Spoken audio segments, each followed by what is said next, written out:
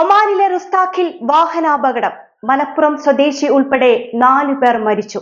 Somaliland അംഗീകാരം. Israel നീക്കത്തിനെതിരെ Arab African ഇസ്ലാമിക രാജ്യങ്ങൾ. 2026 കലണ്ടർ വർഷത്തിലെ പൊതു അവധികൾ പ്രഖ്യാപിച്ച് ഒമാൻ. ഇന്നത്തെ പ്രധാനപ്പെട്ട വാർത്തകളുമായി ഗൾഫ് അപ്ഡേറ്റ്സ് തുടങ്ങുകയാണ്.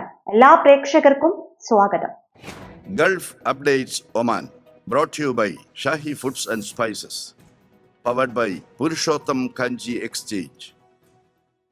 ഒമാനിലെ റുസ്താഖിലുണ്ടായ വാഹനാപകടത്തിൽ മലപ്പുറം സ്വദേശി ഉൾപ്പെടെ 4 പേർ മരിച്ചു.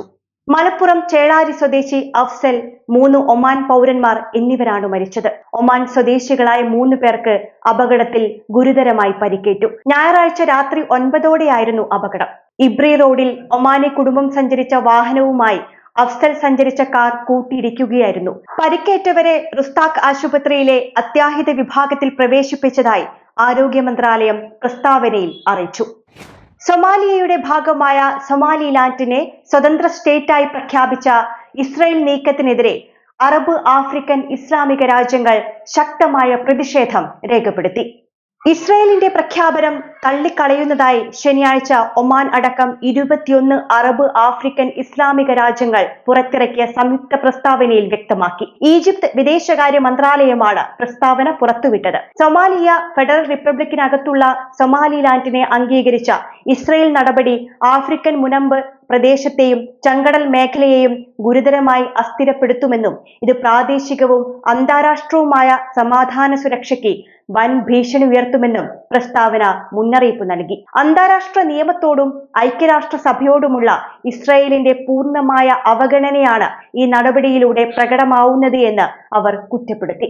സൊമാലിയയുടെ പരമാധികാരത്തിനും ഐക്യത്തിനും പൂർണ്ണ പിന്തുണ പ്രഖ്യാപിച്ച പ്രസ്താവന സൊമാലിയയുടെ ഭൗമ അഖണ്ഡത തകർക്കുന്ന ഏതു നീക്കവും നിരാകരിക്കുമെന്നും വ്യക്തമാക്കി. 2026 കലണ്ടർ വർഷത്തിലെ പൊതു അവധികൾ പ്രഖ്യാപിച്ച് ഒമാൻ. ദേശീയവും മതപരവുമായ പൊതു അവധികളാണ് തൊഴിൽ മന്ത്രാലയത്തിന്റെ അംഗീകാരത്തോടെ പ്രഖ്യാപിച്ചത്. സുൽത്താൻ ഹൈതം ബിൻ താരിഖിന്റെ സ്ഥാനാരോഹണ ദിനമായ ജനുവരി 15-നും ദേശീയ ദിനവുമായി ബന്ധപ്പെട്ട് നവംബർ 25, 26 തീയതികളിലുമാണ് ദേശീയ അവധികൾ പ്രഖ്യാപിച്ചിട്ടുള്ളത്. അതേസമയം 3 തീയതികളിൽ മതപരമായ പൊതു അവധിയും പ്രഖ്യാപിച്ചിട്ടുണ്ട്. ഇസ്രാ മിറാജുമായി ബന്ധപ്പെട്ട് ജനുവരി 18, ഇസ്ലാമിക പുതുവർഷ ദിനമായ ജൂൺ 18, പ്രവാചകൻ മുഹമ്മദ് നബിയുടെ ജന്മദിനമായ ഓഗസ്റ്റ് 27 എന്നീ തീയതികളിലാണ് മതപരമായ അവധികൾ. അതേസമയം ഹിജ്റ മാസങ്ങളുടെ ആരംഭം നിർണയിക്കുന്നതിനുള്ള കമ്മിറ്റിയുടെ തീരുമാനങ്ങൾക്ക് അനുസൃതമായി ഈദുൽ ഫിത്തർ, ഈദുൽ അദ്ഹ എന്നീ അവധികൾ പ്രഖ്യാപിക്കണമെന്നും തൊഴിൽ മന്ത്രാലയം വ്യക്തമാക്കി. തുടർച്ചയായി പ്രവൃത്തി ആവശ്യമായ കമ്പനികൾ അവധി ദിനങ്ങൾ ഷെഡ്യൂളിൽ ഉൾപ്പെടുത്തണമെന്നും ജീവനക്കാർക്ക് നിയമപരമായ വേതന വിഹിതം അനുവദിക്കണമെന്നും തൊഴിൽ മന്ത്രാലയം അറിയിച്ചു.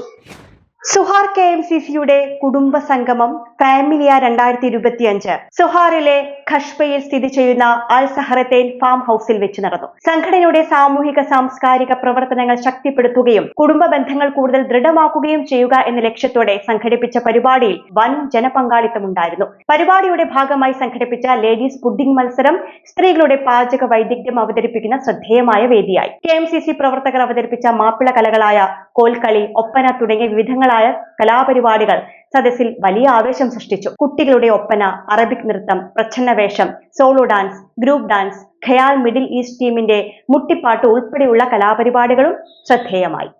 ഇതോടുകൂടി ഇന്നത്തെ ഗൾഫ് അപ്ഡേറ്റ്സ് പൂർണ്ണമാവുകയാണ്. നമസ്കാരം.